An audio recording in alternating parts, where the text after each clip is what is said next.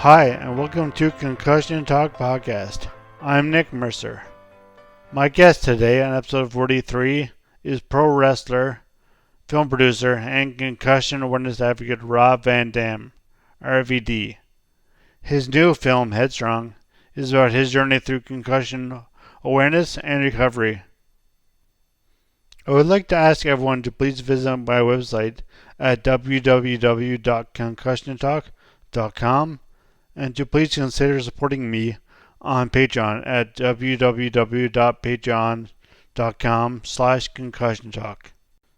If you do visit my website, you may see a blog post by Ashley Hiscock from June 10th, which is yesterday. Ashley is the owner of the podcast sponsor Premier Athletic Therapy and Sports Medicine. You can visit them online at www.premierathletictherapy.com, and if you're in the St. John's or the St. John's area, you can call or book an appointment online for massage, athletic therapy, or kinesiology. You can follow me on Instagram, Twitter, and Facebook at Concussion Talk. Okay, I'm on now with Rob Van Dam. Thanks for being on the podcast, Rob. Thank you so much. Absolutely. I'm glad to be here on this platform to talk about a very important topic. Great, thank you. And I just want to start with a couple weeks ago, you tweeted promoting your movie Headstrong. You tweeted, "In my heart, I believe concussion awareness is more important than ever. I'm glad to share my personal concussion experiences with everyone." So you first introduced this idea in your film, in your movie Headstrong, which I watched like just last weekend, just on Sunday actually. So can you talk about this film, like how it developed, and why you think concussion awareness is such an important issue now? Yeah. So first off, the idea of this movie Headstrong, it's a documentary, and the idea was just to film me doing a 7-day comedy tour. Sometimes I do stand-up comedy. We thought it'd be good to film it and to share my life. You're pretty funny. Well, thank you. It was originally it was going to be a lot more about the comedy. I showed up for the tour with symptoms of a concussion, and from previous experience, the symptoms always go right away. They're gone. So I didn't expect that it was going to be a problem. I kept thinking the show must go on. You know, I'll wake up in the morning and I'll feel fine. But that didn't happen, and I had double vision, and it didn't go away the whole tour. So the movie becomes much bigger. It becomes about chasing down my concussion symptoms, finding out what's going on in my head. So it's a journey that I bring the people on with me because I'm sharing everything live, you know, as I'm getting it live with the camera. So I'm getting my CAT scans, MRI, I'm in vision therapy, and I'm hoping that I don't have CTE, which a lot of my peers have been diagnosed with. And so the movie becomes much bigger. And I really, when I was first promoting the movie, you know, I didn't necessarily want to give away that it was going to be about concussions, just because it's a big surprise in the movie. I wanted it to be unexpected, but now, just in the last couple of weeks, I feel that concussion awareness is more important than ever because my friends keep killing themselves, and it, you know, happened again recently a few weeks ago, and that combined with a lot of synchronicities that happened at the same time made me realize, as we find out in the movie, they say that I don't have signs of CTE, thank God, but they really can only test for it when you're dead. So they test for discoloration, inflammation, odd shapes, irregularities, and everything checked out fine. And I felt really good, but then I started realizing, you know, just most like in the last couple of weeks here, when another death, and I started thinking, I don't know that this CTE couldn't set in later. I've had hundreds of concussions. I've totally abused my brain. And I, for one, don't want to go out like my friends and be like hanging from a rope somewhere when I have my friends and family find me. Like, I have no desire to do that, but then I can't imagine that my friends want to do that either. So I'm really interested in trying to find out how things take over the brain, depression, and just different brain chemistries. How when something takes over your brain, you don't have control over it anymore, and it's just like it's really interesting. And my main drive is I don't want that happening to me. Yeah, no, I mean, geez, of course not. That's just yeah. Well, like as you said, you have so many friends who are also obviously were in the wrestling business and have had the same number of traumas as you've had to your head. So it's very obviously very important to you and very just important to all your friends and everyone you know and your contact in your world. So that's yeah, so understandable that you want to research, find out more about this, as much about this as you can. Yeah, so I'm Uh, absolutely. So I'm doing a lot of research right now, and I'm also one of the. I'm not really talking about this yet, but I'm looking into the health benefits of CBDs on the brain. You know, NFL has a story in this month's Time magazine where they're looking at the neurotropic inside the CBDs, which they have field testing to do, and they might have to do it on a bigger scale than I would. You know, I feel yeah, like I'm on the front line. I've got some great connections, and if I could come up and represent some kind of product that actually really could protect the brain, then I would feel like a hero. Like I can't imagine.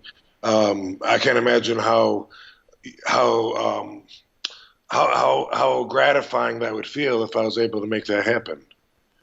yeah, of course. Wow. Yeah, I mean, because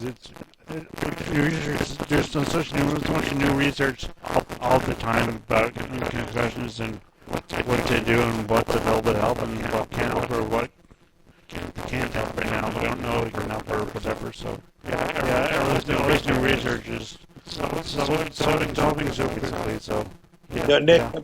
sorry to interrupt you, Nick, but all I hear is static when you're talking now.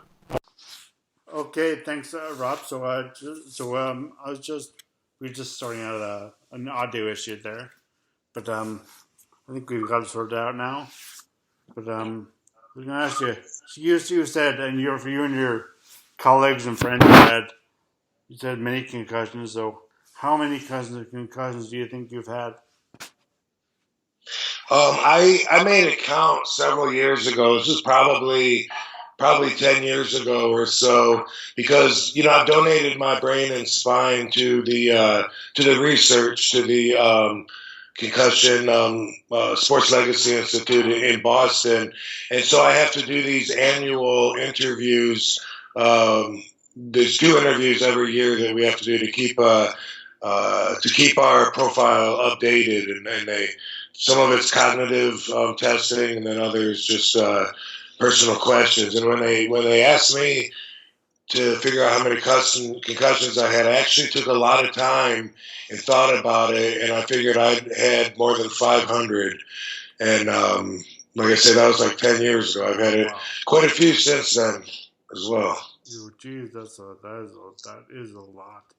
So It used to be every night, and I really didn't know anything was wrong with it. I just thought it was part of the job. Like, you know, we would hit each other in the head with chairs, and I knew for sure when that chair was coming that that I was going to get knocked silly. You know, sometimes I'd be in the ring, I'd get hit the head with the chair, bam, and everything would be like slow motion. This happened so many times, or sometimes the sound goes out, or sometimes the room's spinning, but I never knew that I was doing that much damage. Believe it or not, I thought since I was tough enough to make it through the moment that I thought, well, hey, at least I have a job showing showing this strength, you know, this durability that people buy tickets to watch, you know. But of course now I know better, and I was doing a lot of banging around in my skull and a lot of bruising on my brain. And so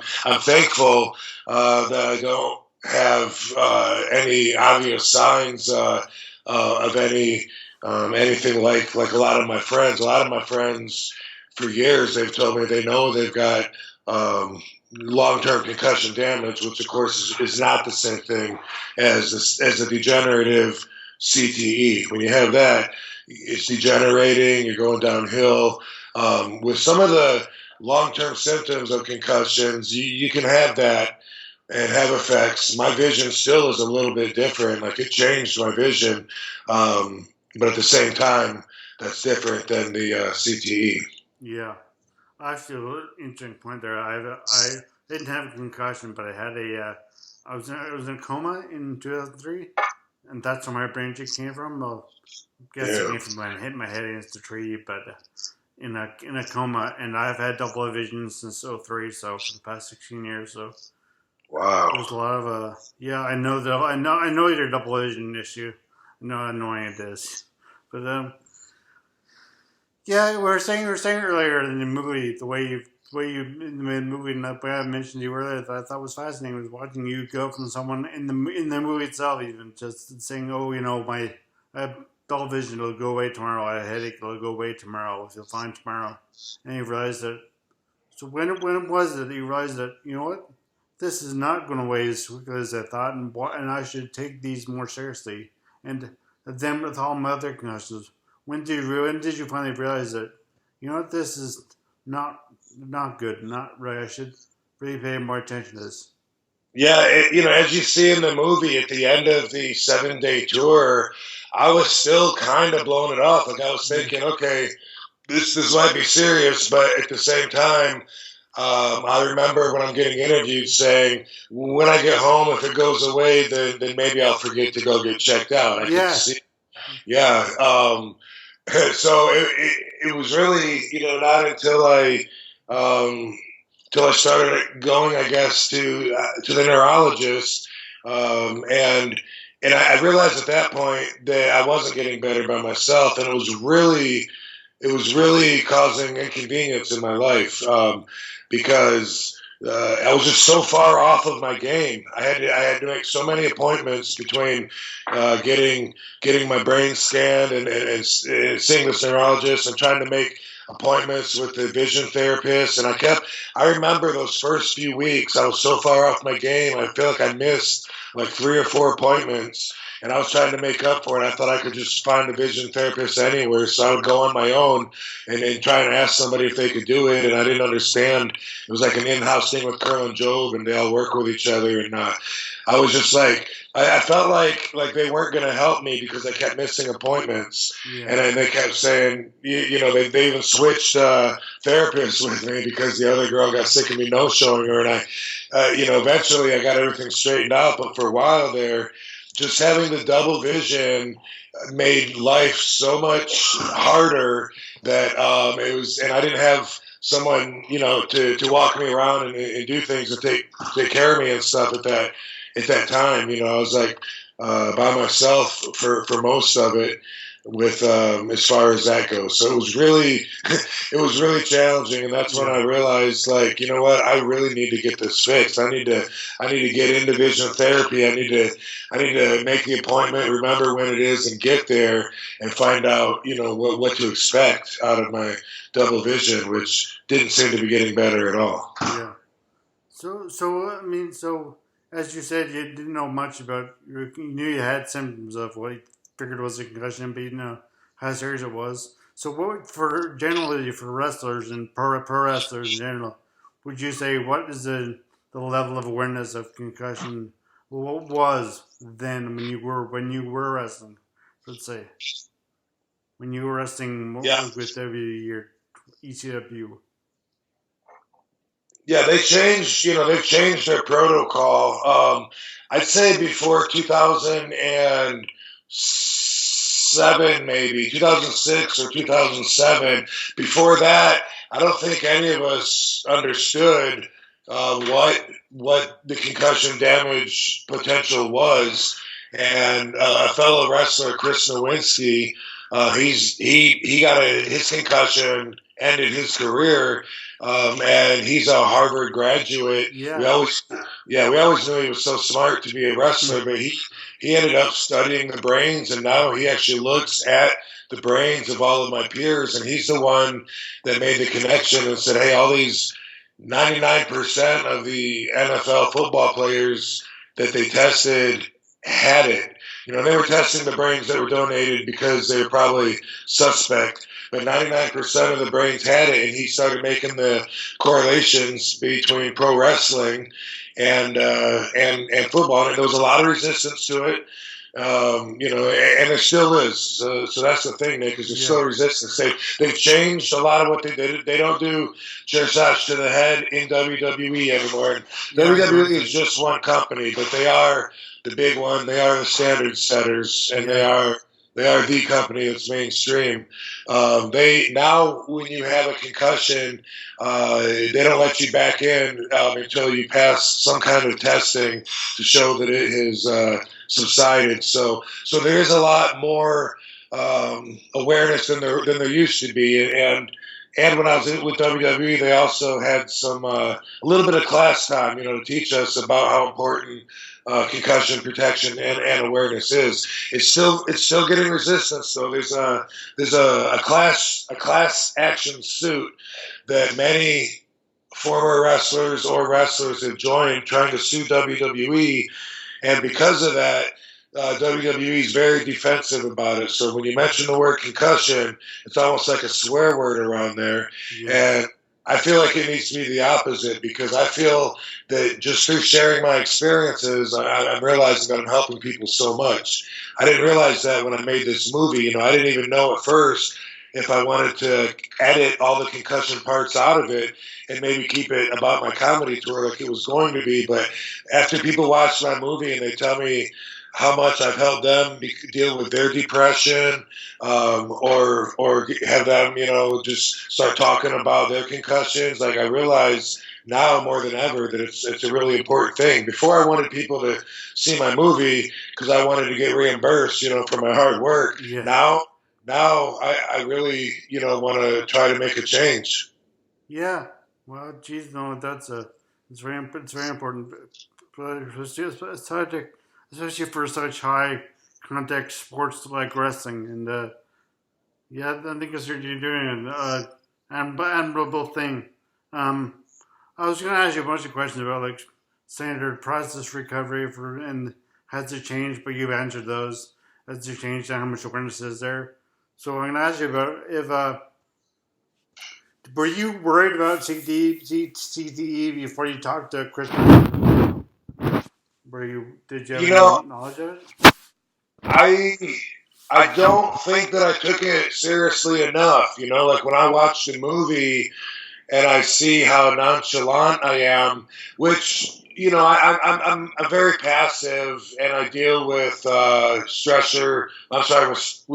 and pressure like a lot easier than most people, and that's part of my personality and attitude. But you know, like you mentioned, it didn't seem like I really understood. Like I say in the movie, okay, let's say I do have something in my brain, CTE, whatever. At least you know I'm not going to wrestle that much anymore, so it's not really going to really end my career, and at least people will be able to learn from me. And that's what my attitude in the movie. But when I watch that now, I think, no, it's so much more serious. I mean, worst case scenario, my brain would die, and then I would die.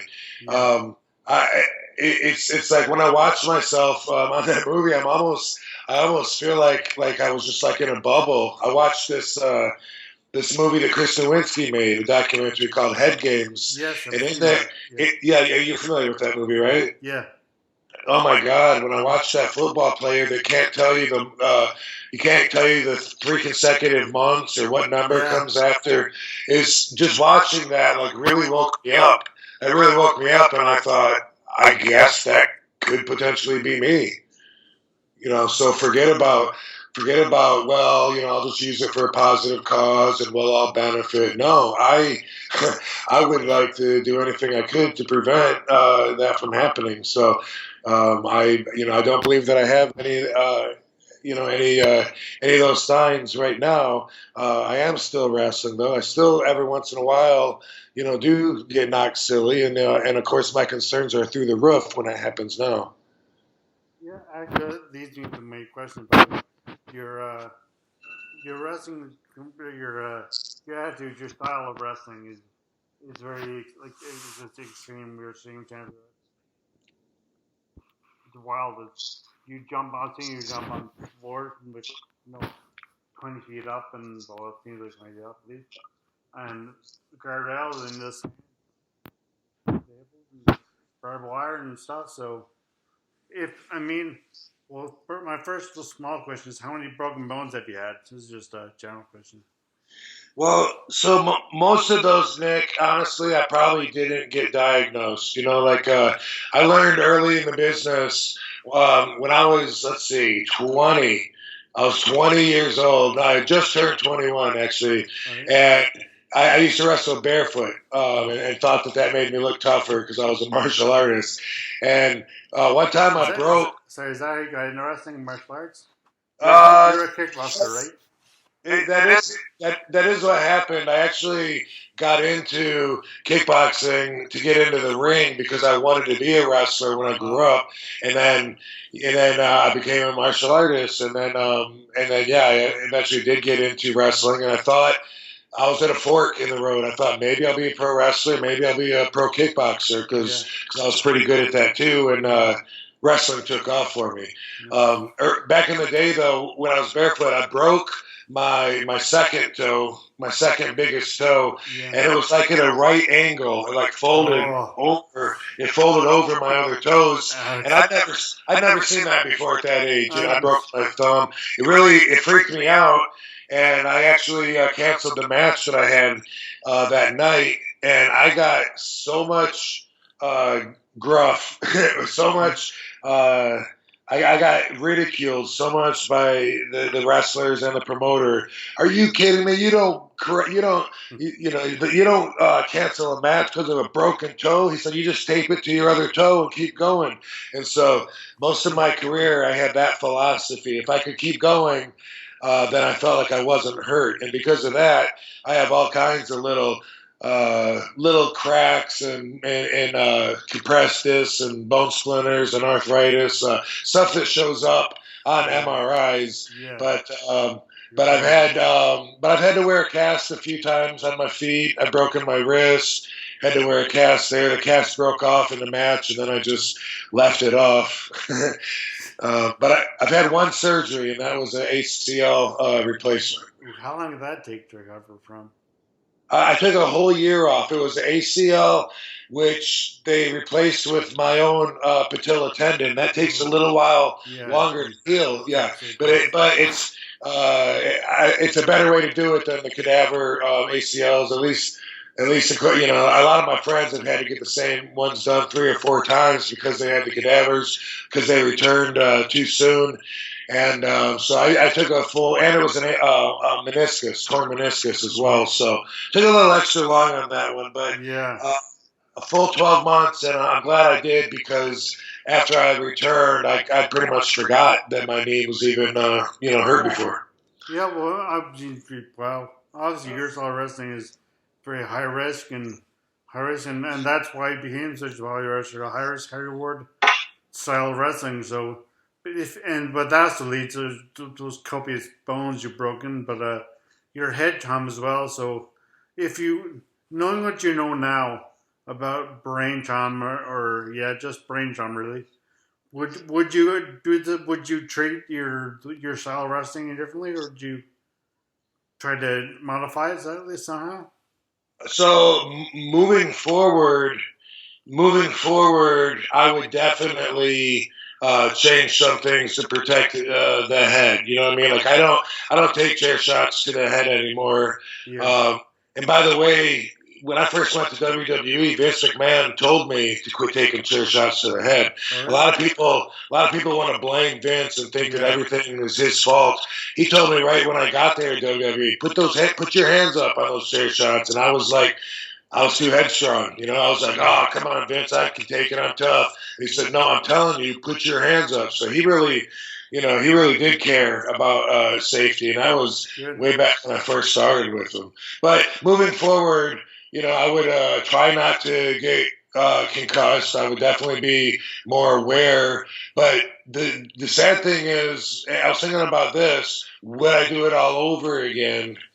And I kind of, at this point, I kind of think I would. Yeah. Now, if I end up with my brain deteriorating and I can't remember my name, I'm sure I'll feel different. Yeah.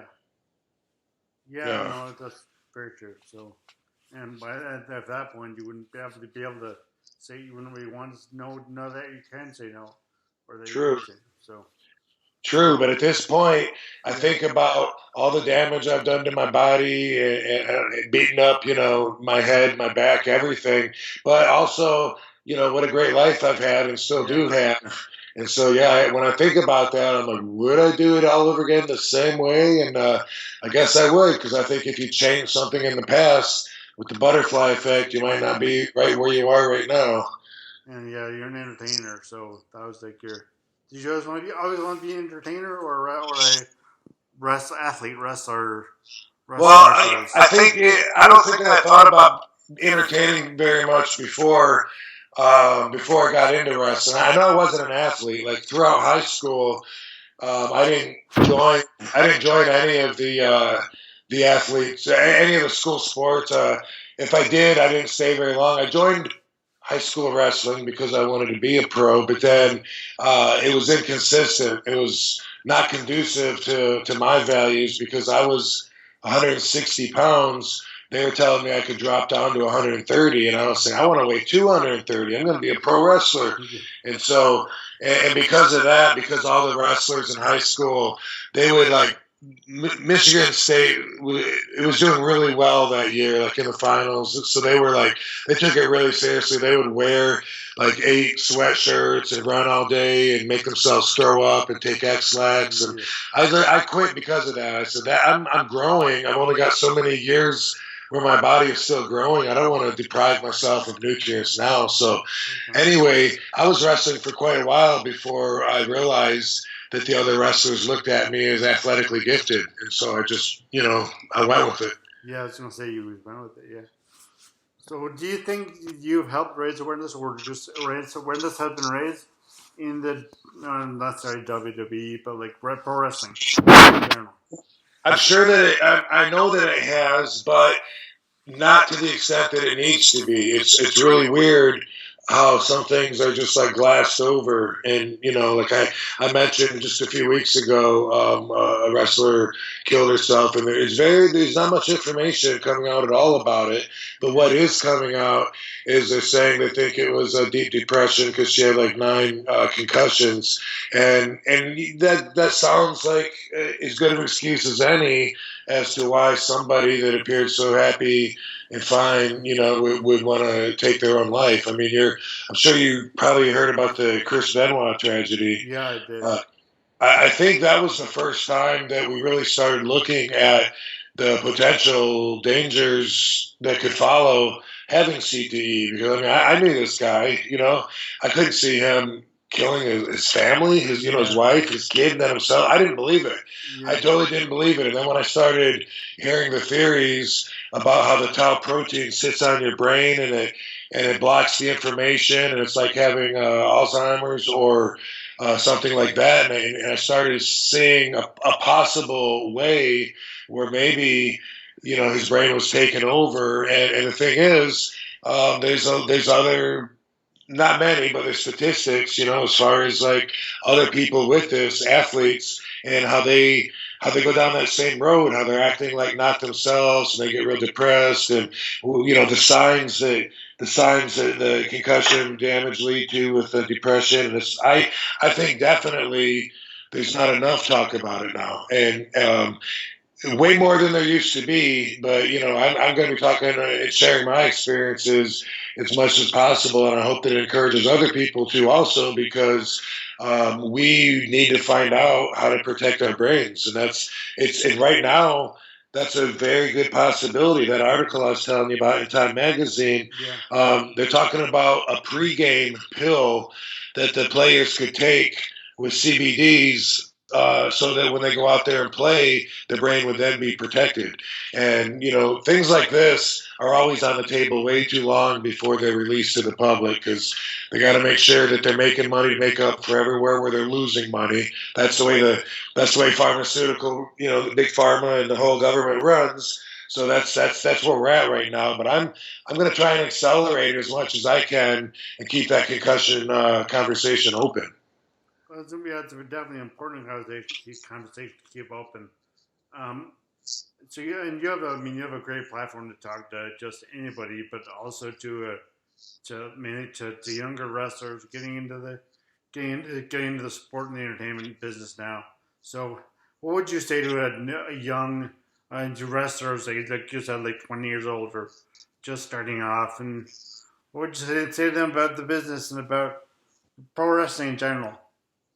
Yeah, well, I think that pro wrestling is and probably still should be like the toughest people on the planet. It shouldn't be something that just anybody could do. And people get hurt all the time with it. Some people get hurt more often than others. You know what I mean? So it is something that I think should be rough because of its nature, because of what it is. I don't want to see pro wrestlers wearing Nerf gear, and bouncing off of each other. But what I would tell anybody, especially young wrestlers that are getting into the business, my takeaway from watching this movie that I made, Headstrong, my takeaway, what I learned the most, and I thought that I knew a lot about concussions. Like I said, I'd already donated my brain and spine years ago, but I think I made every mistake you can make, and I think that's why my symptoms stuck around so long.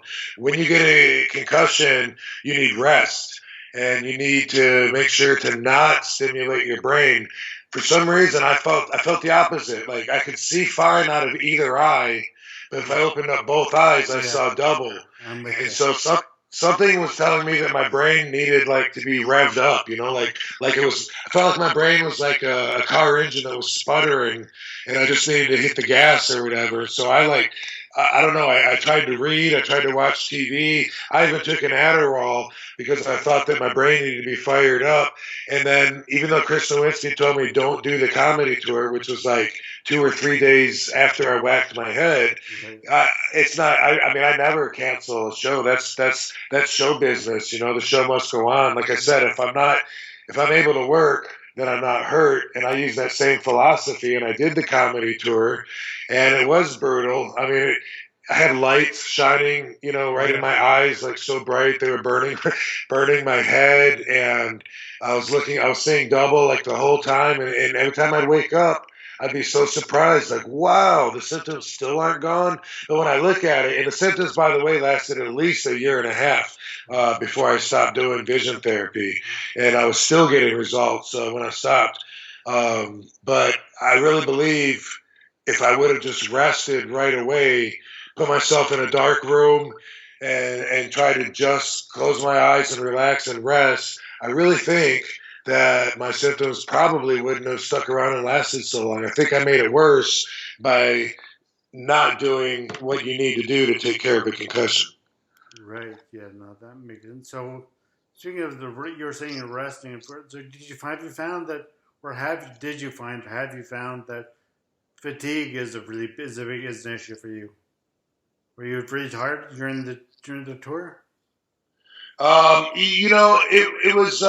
It was mostly just the vision was bothering me. But outside of that, as far as like being on stage and telling jokes and performing, I really didn't have a big problem with that. So I guess I impressed myself in that way because I feel comfortable on stage and I'm not like real nervous. So it didn't. So it didn't seem like as stimulating as it probably was. I mean, at the time, I thought like, well, I'm just up there talking like this. But looking back at it, it's probably way more stimulating than it would have been if I was just in a dark room. Yeah, no, I mean I think the movie is a great insight into how like watching somebody like yourself go from someone who knew a bit about concussions and to someone who knows a lot more about, is aware of, not just knows about them, but is aware of their effects and and what to do and how, and that they should be obviously avoid it, but they should be treated with respect. So it's a fascinating, that's a fascinating movie. And so, Thank you. where can people find that movie? Thank you. Yeah. So the movie's Headstrong, and I'd love it if everybody checked it out. Let me know. Let me know what you think about it. I'm really proud of the way this documentary turned out. Headstrong is available on iTunes, Amazon, Google Play, Vudu, and Fight TV. Okay, I don't know Voodoo or Fight TV very well, but Yes. So Voodoo appears to be Walmart's distribution, digital platform distribution, and Fight TV. They're the only one that actually is around the world right now, and Fight TV does MMA and pro wrestling, and a lot of the fans are familiar with it. So yeah, so that's a newest channel that we've been on, and I'll be working on putting a DVD together, hopefully by the holidays. But right now, I still need a lot more people to check it out on iTunes. Well, I hope you. I mean, I endorse it. I think everyone should. It's a fascinating look at watching, like I said, someone go from not total ignorance, but just not that aware of it, into someone who really knows about it, and someone's really interested, wants to know more, and sees how it affects their own life. So I recommend everyone check it out. Yeah, that's the thing. I mean, it's a valid cause, wanting to find ways to prevent my friends from getting CTE, and finding ways to help their brains. But to be honest, it's also a selfish motive, because I don't want to end up like a lot of my friends. So that's that's my genuine determination here, is that if we can do something while I'm still around, let's do it. That's definitely. And so thank you so much for coming on my podcast. Is there anybody else anything else you'd like to promote? Like, talk about how do people find you on social media or your website? Yeah, you can find me at The Real RVD everywhere on social media, and there's also a website for this movie called HeadstrongRVD.com, and that's where you can see any info, the trailers, and check it out there. I also got RobVanDam.com, but I forget about that one. But the real RVD everywhere, and if you see the movie, I would love it if you would hit me up on Twitter or Facebook or something, and let me know if you enjoyed it. Because not only is the movie about me, but I was involved every step of the way, editing everything frame by frame. So when I say I'm proud of the way it turned out, that's also as a movie maker, which most people won't know me as. No, I've introduced you a short little brief intro as a film producer. So hopefully Awesome. become aware of that really. But thank you so much for being on the podcast. Yeah, thank you so much, Nick. Let's get the word out, and keep moving forward, and have more information to share in the future. Thank you. Yeah, okay, thank you. Have a great day. I apologize for the audio issues, but I hope you managed to make your way through. As always, music at the beginning of this podcast is by Ben Sound, www.bensound.com.